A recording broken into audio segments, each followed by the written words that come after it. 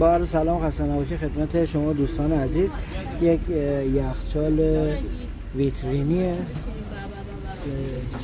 4 یا 3 که بعد از ظهر تماس گرفتن، گفتن که آقا این باد گرم میزنه و سرما نداره. یک نکته مهم اینه که اولین کاری که میکنید به مشتری تماس بگیرید، بگین که دستگاه رو از برق بکشه که اگر حالا هر مشکلی هست دیگه 2 برابر یا 100 برابر نشه.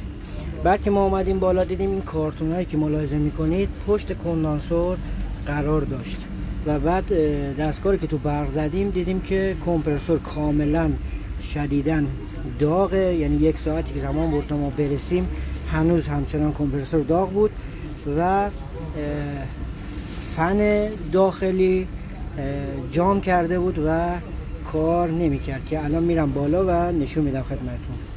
همینطور که میبینید نگاه کنید کندانسور کاملا آشغال گرفته و یک جای تنفس نداره که از اینجا مکش میکنه فن و از این طرف خروج میده.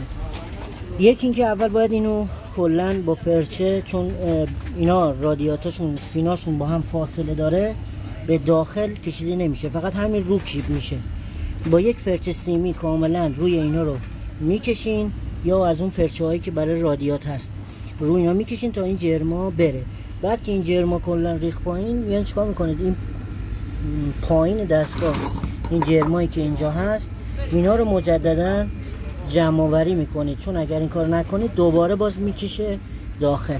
خب این کارتونا که تو این قسمت قرار داشته نمیذاشته این مکش کنه و حرارت کندانسور از یه طرف، خود فنم که کار میکرده از یه طرف دیگه. توجه کنید نگاه کنید این الان کلهم فنش، حالا جامون خیلی بده، کلهم فنش گیرپاجه، حتی با دست با زور میچرخه.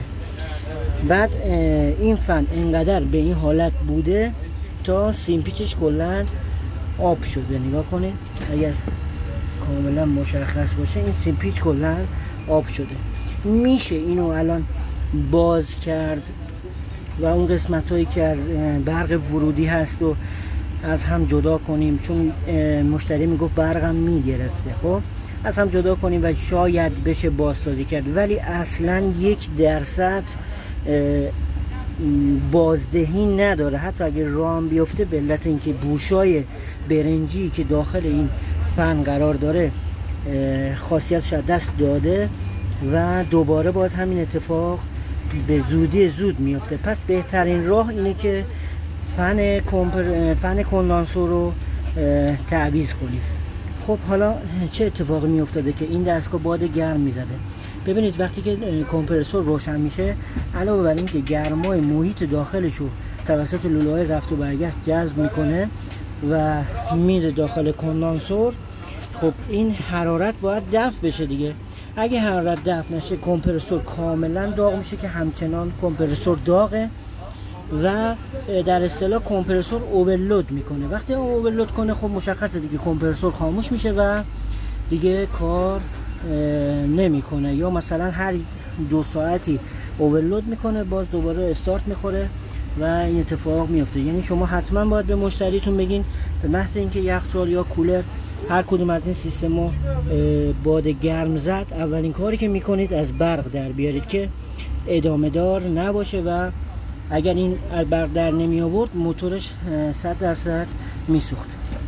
و نکته دیگه ببینید این موتور با رله های خاصی استارت میزنه که این رله ها مختص این موتورهای 1/3. ببینید این رله ها نباید به حالت خوابیده روی زمین باشه. بنای کار این رله ها به صورت ایستاده است. اوکی، پس ما علاوه بر اینکه این فنا عوض کردیم، این رله هم باید یه جا تو این حالت سقف کنار موتور به حالت ایستاده قرار بدیم که این چه اتفاقی میفته؟ برای استارت زدن کمپرسور به سهولت استارت میزنه و ایجاد فشار و آمپرکشی نمیکنه. خب پس تو این کار ما فن رو تعویض میکنیم ابتدای امر. بعد از اینکه فن رو تعویض کردیم موتور رو استارت میزنیم. انشالله چون اینا سرشون والفیه خب احتمال داره به خاطر فشار بیش از حدی که اومده باشه کمی گاز خالی کرده باشه، ولی الان نمیشه گفت. اول باید فن رو تعویض کنیم، دستگاه رو روشن کنیم و بعد از اون چک فشار انجام بدیم. اگر لازم بود تنظیم گاز میکنیم، اگر لازم نبود به گازش دست نمیزنیم و دستگاه رو تحویل مشتری میدیم. خب ما فن رو تعویض میکنیم و بعدش فشار گاز رو چک میکنیم. خب ما دستگاه رو الان فن رو عوض کردیم و دستگاه رو روشن کردیم. ببینید از لحاظ تجربی لوله برگشت ما اصلا خشک، هیچ گونه عرق و تعریقی نداره. اینا نشانه های مقدار گاز کم این دستگاه است و در روی گیج هم که کاملا مشخصه برای موتور 1.3 این مقدار کمه و آمپر دستگاه که روی 3.5 یا 6 دهمه که موتور 1.3 باید 3.50 میلی آمپر رو داشته باشه، 50 آمپر رو داشته باشه. پس ما الان بعد از اینکه این کارا رو انجام دادیم گاز دستگاه هم تنظیم میکنیم و بعد از اون دیگه تحویل مشتری میدیم. فقط این خدمتتون عرض کنم که این حالتی که پیش اومده و گاز کم شده هم به خاطر این فن بوده که حرارت زیادی زده و از این فن تول زده بیرون، چون اینا همه فن تولیه، پرچ ثابت نیست. و همین که کلهم شاید طی این سالها که این استفاده شده این مقدار گاز کم شده و این مقدار گازی کم شده آنقدر مقدار چشمگیری نیست. یعنی کلا ما توی گیج بخوایم حساب بکنیم اولوش 4-5 PSI گاز بزنیم احتمال 90% فشار ما تنظیم بشه. خب حالا گیج رو کپسول رو باز میکنیم، هواگیری رو که انجام دادیم و شروع میکنیم به گاز زدن. گاز این دستگاه هم گازش گاز R134.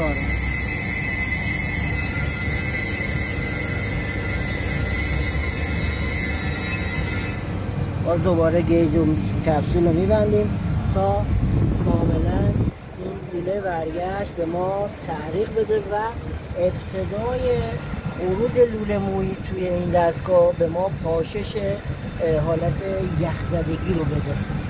من وقتتون نمیگیرم، این کار رو اینقدر ادامه میدیم تا به این حالت برسه و بعد بهتون نشون میدم.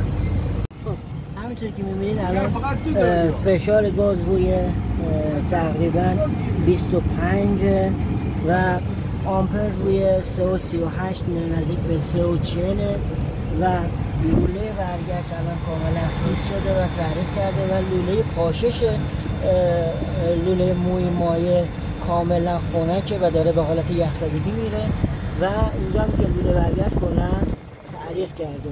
ببینید حالا من گفتم که باید روی 3.50 باشه. خب بعضی وقتها اون کندانسورها یه مقدار اواپراتورها یه مقداری کوچکتره و زودتر برگشت میکنه. خب در کل باید شما به صورت آروم آروم شیر گیج کپسول رو آروم باز کنید و به صورت نرمال خیلی کم کم فشار گاز وارد دستگاه بشه و شارژ گاز بشه و در حال شارژ گاز به این حالتهای برگشت تعریق لوله مویه پاشش یخ و یخزدگی داشته باشید، چون این لوله مویه کاملا داخله از داخل یخ زده ولی بالاش کاملا یخه. اینا رو داشته باشید تا به اون سرما که برسه. به اون سرما برسه دیگه شیر گیج رو میبندیم و دستگاه رو باز میکنیم. آمپر حالا اینجا روی 3.50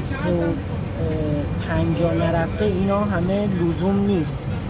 یعنی میخوام بهتون خدمتتون عرض کنم که هم آمپر دستگاه هم مقدار گیج گازی که ما نگاه میکنیم و هم برگشت لوله تعریق لوله برگشت و لوله مویی، اینا همه با هم یه مجموعه هستن که همه باید همدیگر رو پشتیبانی کنن و به اون حالت تاپ ما برسیم. پس تو این حالت ما برگشت تحریک رو داریم، لوله مویمون هم کاملا یخزدگی رو داریم و فشار گازمون هم تقریبا الان رو 25 پی اس آی. پس ما همه حالتهای نرمال رو داریم. آمپرمون هم روی 3 مایه 35.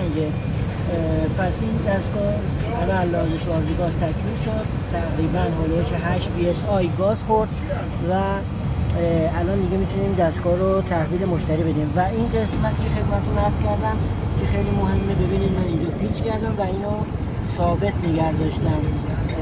باید این رله این کمپرسور رو حتما ایستاده باشه. خب امیدوارم که از این برنامه استفاده رو برده باشید. لطفاً اگر دوست داشتین لایک کنید، سابسکرایب کنید و به دوستان آشنایانی که علاقه‌مند هستن به سیستم برودت معرفی کنید. ممنونم از نگاه‌های گرمتون و وقتی که برای دیدن این برنامه گذاشتید.